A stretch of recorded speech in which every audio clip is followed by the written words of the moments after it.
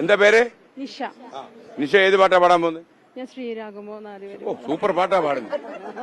ആ ശരത്തങ്ങാനം കേട്ടാ പ്രശ്നമാവും. Okay ready. കോവിലിൽ പുലർവേളയിൽ ജയദേവഗീതാലാപനം കേവലാനന്ദാമൃത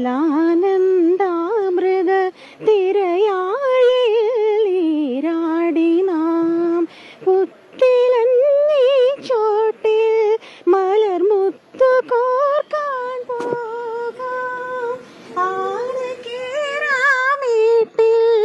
ഇനി ആയിരത്തിരി കൊളുത്താം ഇനിയുമീ കഥകളിൽ ഇളവേൽക്കാൻ മോഹം ശ്രീരാഗമോ തേടുന്നു നീ വീണ തൻ പൊൻതന്തിയിൽ.